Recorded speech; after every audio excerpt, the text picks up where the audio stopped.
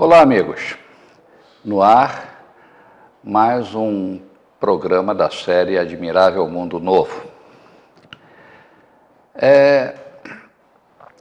Hoje meu assunto é um assunto histórico. Uma das coisas mais gratificantes para mim é pesquisar a história antiga e depois, se houver oportunidade, viajar pelos lugares onde aconteceram os fatos narrados pelos historiadores e sentir o ambiente e tirar mais informações, enfim, completar o quadro. E daí, a grande vantagem de viajar, a gente adquire informação, adquire conhecimento e fica maquinando e a gente tira conclusões a curto, médio e longo prazo em que esses fatos ocorridos em determinado local influenciaram a história da humanidade.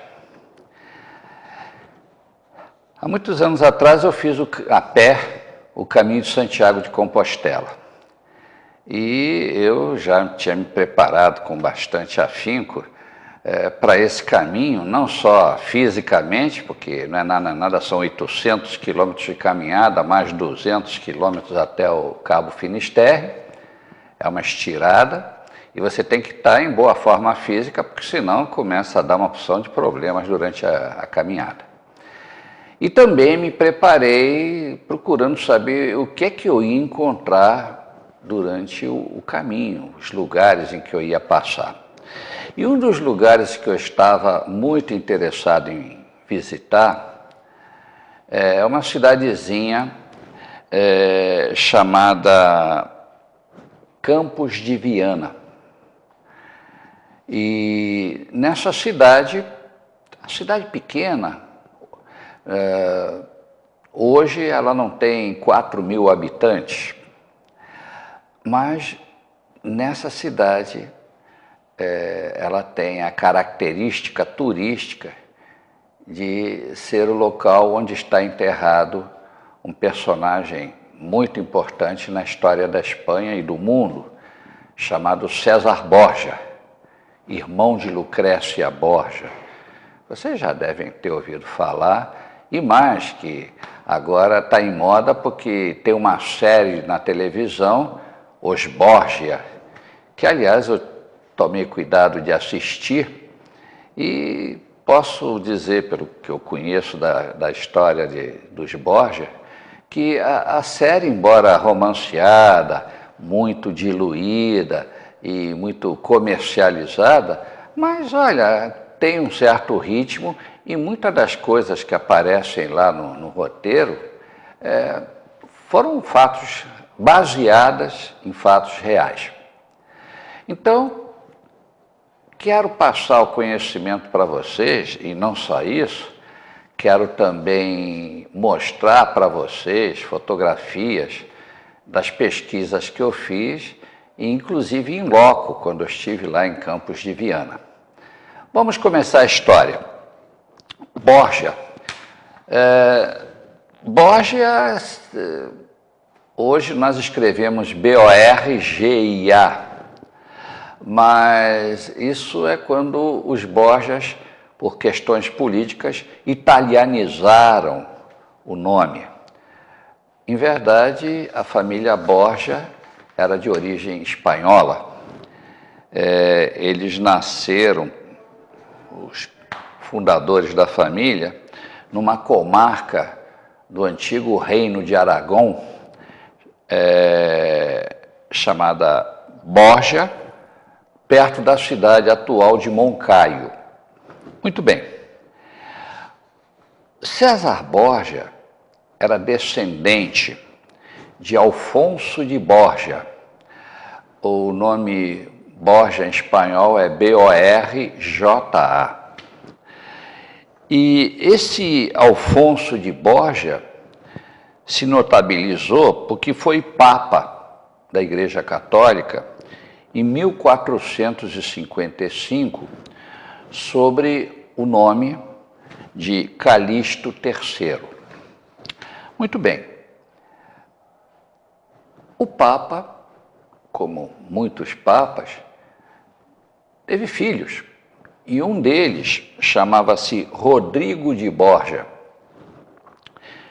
que era o futuro Papa Alexandre VI. E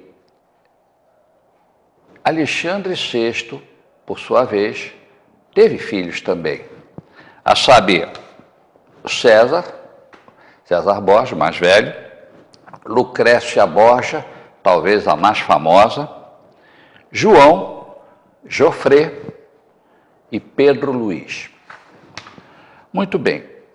César Borja, para vocês terem uma ideia de quem estamos falando, eu peço à produção que coloque uma fotografia de um retrato pintado de César Borja. Aí está, observem a expressão séria, austera, dura do nosso, entre aspas, herói. Ele nasceu no dia 13 de dezembro de 1475. Com 16 anos, o Papa da época, que era Inocêncio VIII, o sagrou bispo de Pamplona, né? Meu Deus, é uma surpresa, né? Um bispo com 16 anos. Mas eram tempos conturbados politicamente, inclusive política do Vaticano naquela época. E César decidiu estudar direito canônico na cidade de Pisa. Pisa é comida. E ele já estava com o pai dele, os irmãos, tudo, na Itália, no Vaticano. Em 1493, o pai dele, Rodrigo Borja, já era papa. E aí nomeou o filho como cardeal da Igreja Católica. Ele foi guindado ao título de arcebispo da cidade de Valência e, por motivo da morte do seu irmão João, que foi misteriosamente assassinado, ele abandona a carreira eclesiástica e ele sucede o irmão, que era capitão-geral dos exércitos pontifícios do Vaticano. Ele tomou o lugar do irmão, aí ele teve que deixar de ser cardeal. Ele abdicou. Ele não tinha vocação religiosa. Bom, a partir daí, ele se envolve em política dos estados. E ele combate em favor de Luís XII, rei de França, e por isso ele recebe como prêmio o Ducado de Valência, e como era chamado o Valentinois. E daí ele agregou o nome de Valentino ao seu nome oficial, César Valentino Borgia. Ele casou com Carlota, sobrinha de Luís XII, a irmã do rei de Navarra, da Espanha na época, porque a Espanha era uma colcha de retalho, vários reinos, né? Castela, Aragão, Navarra, por aí vai. O rei de Navarra, na época, chamava-se Juan de Albret. Dessa união, ele teve uma filha de nome Luísa, que ele não chegou a conhecer, fato histórico também. Fora do matrimônio canônico, ou seja, ele realmente casado com papel passado pela igreja, ele teve mais 2 filhos, Girolamo e Camila.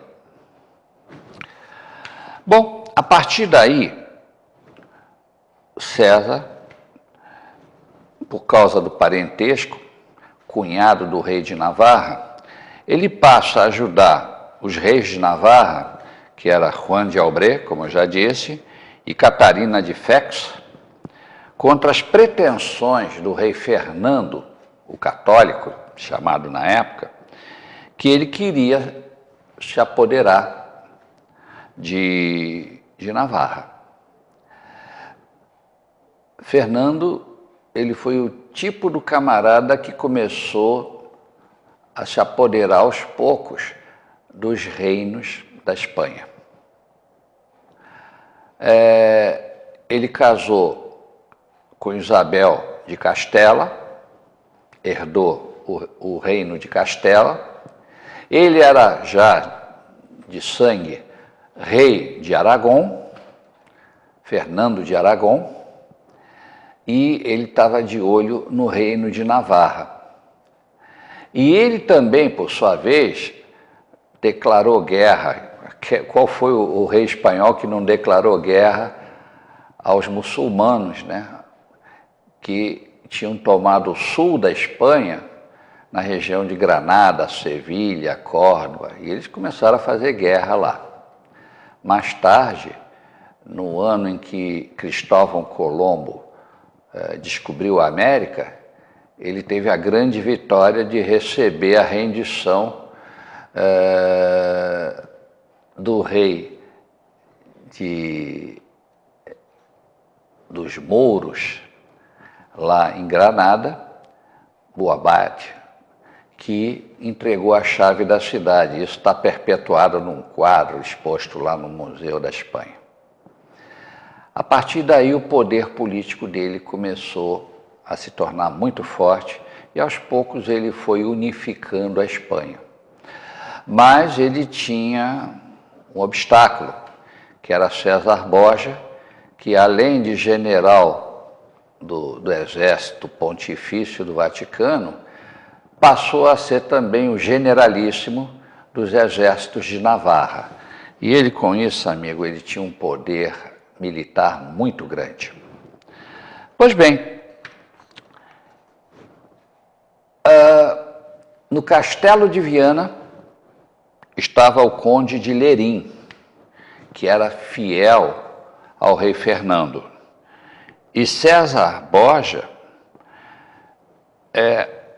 já nomeado general, comandante das tropas de Navarra, recebeu a incumbência de tomar Campos de Viana. Complicada a história, né? Vai piorar, mas é muito interessante. Vamos continuar, mas depois dos comerciais.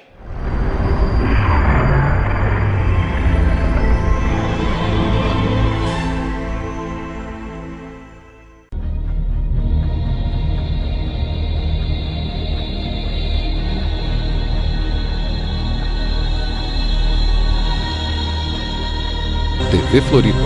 Você vê, você ouve, você sente a diferença.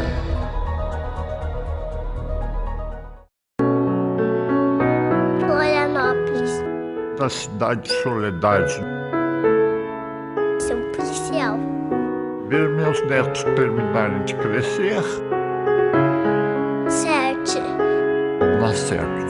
Eles são completamente diferentes, mas têm algo em comum. Precisam da sua ajuda. Faça sua doação mensal a partir de R$10 com débito nas contas de luz e telefone ou carnê. Ligue 0800 48 0060. Olá, estamos começando mais um programa. Tudo muito relacionado, né? Você assiste a TV Floripa em seu computador. Basta digitar www.tvfloripa.org.br.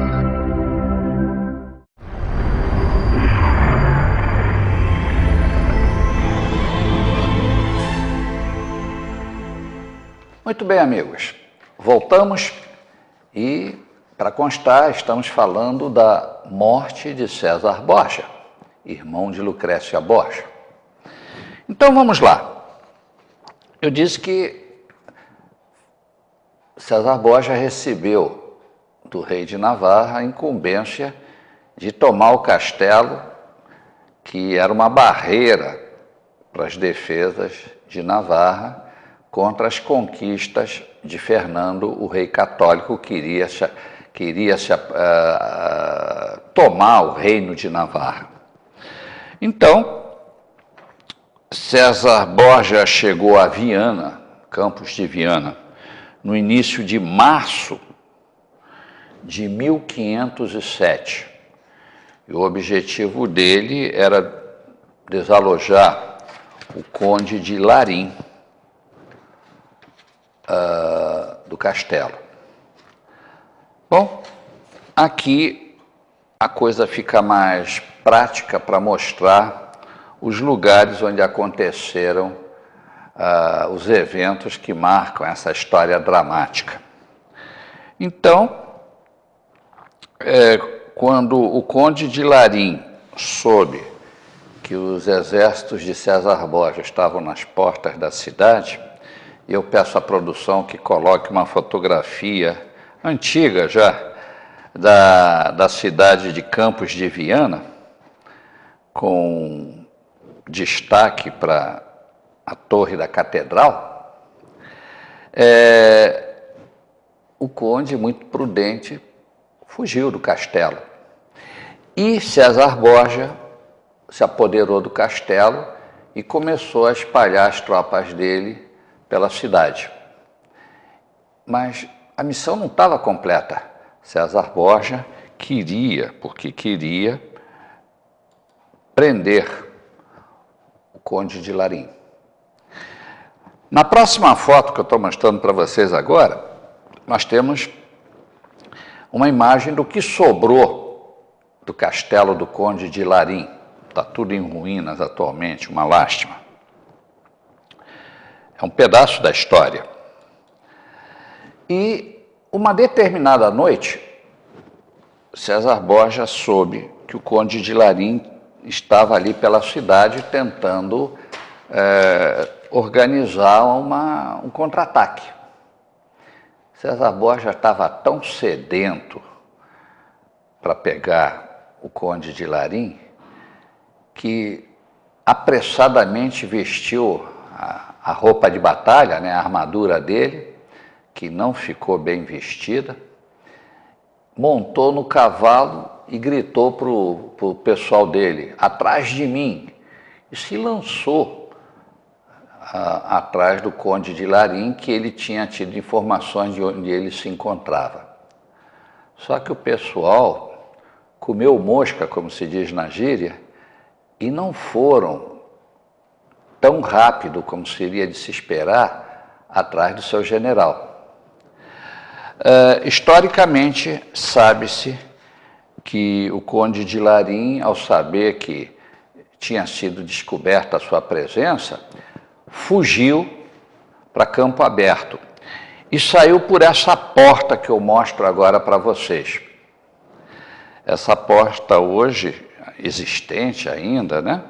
Ela é visitada anualmente por muitos turistas que se impressionaram com a história dramática de César Borja. Muito bem. Ele, quando deu por si, ele estava sozinho em campo e apareceram uns 20 soldados do conde de Larim que o cercaram.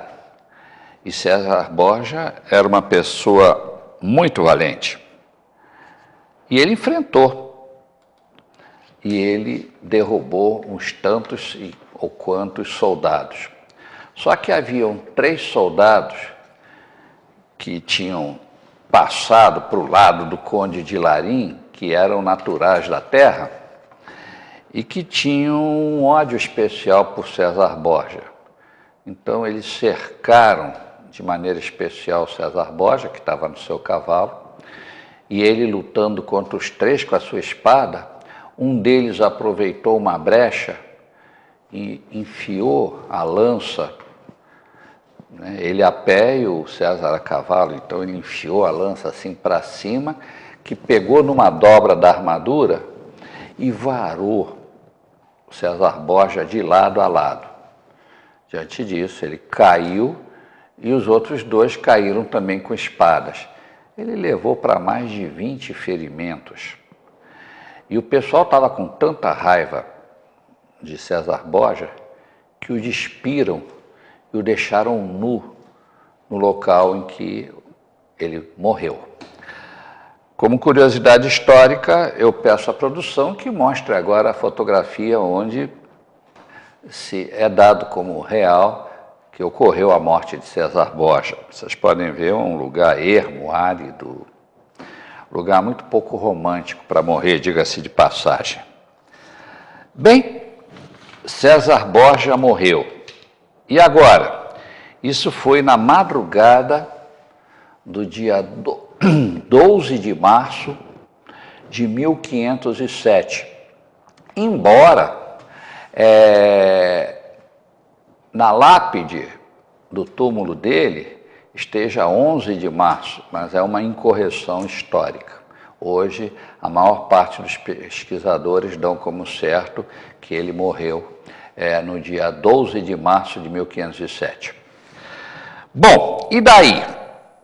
E daí que tiveram que enterrar o César Borja, e como ele tinha sido cardeal, dada a importância dele e tudo, enterraram ele na igreja de Santa Maria, que é a catedral. Para que vocês tenham uma ideia, essa é a foto da catedral. E à direita da torre tem uma entrada, que é a entrada ocidental da igreja, e essa igreja ela ocupa todo um quarteirão da cidade, e ela é toda gradeada, né? E deste lado, fiquem de olho, porque atualmente é onde se encontra o túmulo de César Borja. Bom, e daí? César Borja foi enterrado com honras eclesiásticas e ficou lá, dentro da igreja. Anos depois, um novo bispo da região, o bispo de Calahorra, inimigo fidagal da família Borja, toma poder e a primeira coisa que faz é excomungar post-mortem César Borja e o colocou numa rua, tirou o túmulo dele, cavou uma cova rasa no meio da rua, do lado ocidental da igreja, e ele ficou lá 4 séculos. Bom, na lápide, onde ele estava enterrado na rua, estava escrito: aqui jaz César Borja, mau cristão, enfim, sujou o nome dele. Homem mau e orgulhoso, pisem sobre o seu túmulo para ensinar-lhe humildade. E durante 4 séculos, carros de boi, charretes, cavalos, mulas, burros, ovelhas, pessoas, cachorro, todo mundo passava por cima do túmulo dele. Em 1950, um novo bispo de Calahorra, já mais moderno, 4 séculos depois, decidiu que não era lugar para César Borja estar enterrado. Exumou os ossos dele e o colocou entre a grade da igreja, a grade externa, e a porta ocidental da entrada da igreja, que eu mostro para vocês aqui o portão de entrada da igreja. Entre a grade e a porta está o túmulo de César Borja. Aqui temos, na próxima foto, um busto erigido, já modernamente, com César Borja, já colocando-o como herói. Depois de 2003, começou uma campanha para reabilitar o nome de César Borja e fazer com que ele volte a ser enterrado dentro da igreja. Aí teriam que reverter a excomunhão dele. E neste momento histórico, da atualidade, é o que estão fazendo para ver se conseguem reabilitar essa excomunhão. Aqui na próxima foto temos autoridades de Campos de Viana depositando uma coroa de flores na data da ocorrência, do aniversário da ocorrência da morte dele.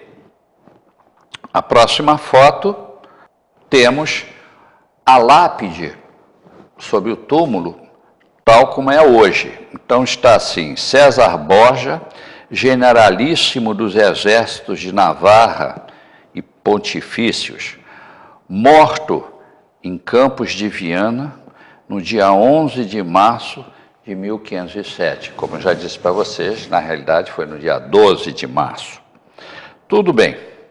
Aqui, para vocês terem uma ideia da perspectiva, essa fotografia foi tirada por mim, está aqui, desde o portão de ferro em direção à entrada ocidental da igreja, onde está localizado o túmulo. Olhe, vocês não têm ideia do número de pessoas que vão visitar o túmulo de César Borja. Aqui, a próxima foto, uns detalhes da entrada do portão oeste da catedral. Aqui também, do portão para o portão de ferro, temos a ruazinha estreita por onde, durante 4 séculos, em frente a essa loja aí com esse emblema azul, é onde estava originalmente a sepultura do nosso herói César Borja, irmão de Lucrécia Borja. É uma história. E o que é que nós tiramos daí? Que a glória é efêmera e que o poder, um belo dia, acaba, seja progressivamente, seja dramaticamente, como foi a maneira como César Borja morreu. Pensei nisso e ficou a curiosidade. E se algum dia vocês fizerem o caminho de Santiago, passem por Campo de Viana, vocês vão sentir um gostinho de história na boca. Espero que tenham gostado do programa. Semana que vem, se bobear, tem mais. Um cordial abraço e até a próxima.